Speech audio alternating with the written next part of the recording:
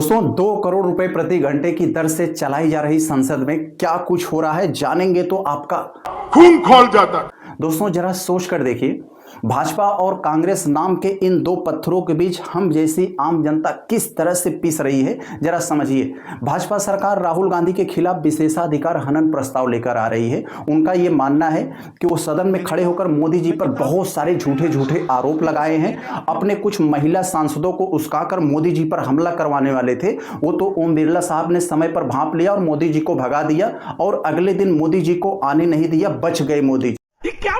ये क्या बात करता है यार। तो मेरे पास पुख्ता ऐसी जानकारी आई कि कांग्रेस पार्टी के कई सदस्य माननीय प्रधानमंत्री जी के आसन पर पहुंचकर कोई भी अप्रत्याशित घटना कर सकते थे। क्या बात कर रहे हैं? इसको टालने के लिए मैंने माननीय प्रधानमंत्री से आग्रह किया कि उन्हें सदन में नहीं आना चाहिए।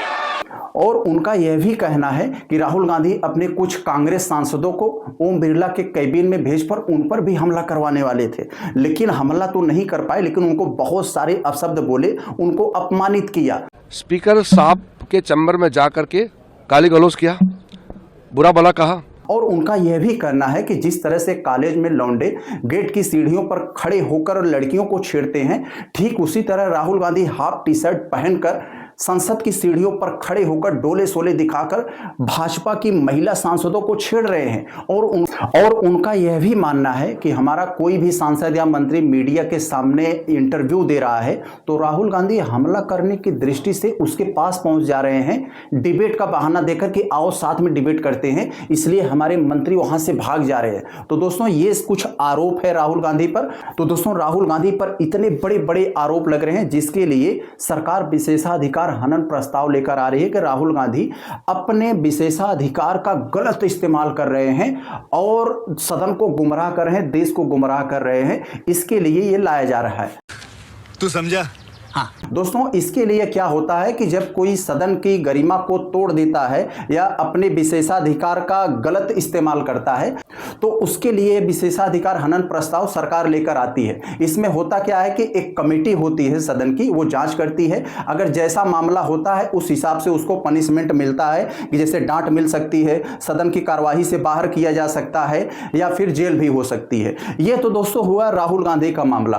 अब दोस्तों जो बहुत सारे ऐसे मामले हैं, आप देखोगे अगर अपने ओम बिरला साहब को, तो ये जब लेफ्ट साइड देखते हैं तो इनका नजरिया कुछ और होता है, राइट साइड देखते हैं तो इनका नजरिया कुछ और होता है।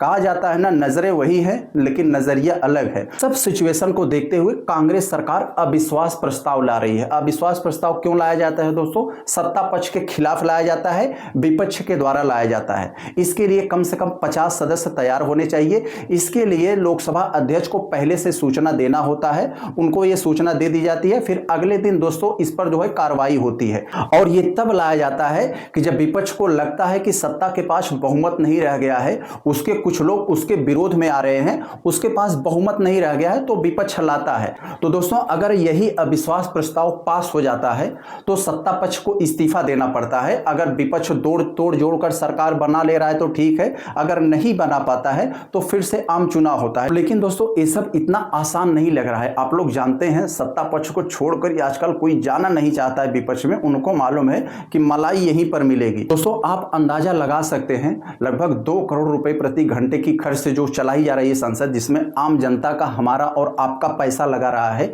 तो दोस्तों इस पर जनता के मुद्दों की बजाय शिक्षा, स्वास्थ्य, रोजगार, महंगाई, हत्या, लूट, अपहरण, बलात्कार जैसे मुद्दों पर चर्चा होने की बजाय दो पार्टियां अपना अपना ईगो लेकर बैठी हैं। तो दोस्तों आखिर हम लोगों को मिलेगा क्या? हम लोगों के जो टैक्स के पैसे से ये लोग जो 2 करोड़ प्रति घंटे की संसद चलाई जा रही है, उससे आम जनता को क्या फायदा मिल रहा है? बस इसमें दो पार्टियां अपना अपना ईगो लेकर बैठी है। एक पार्टी सत्ता में बैठकर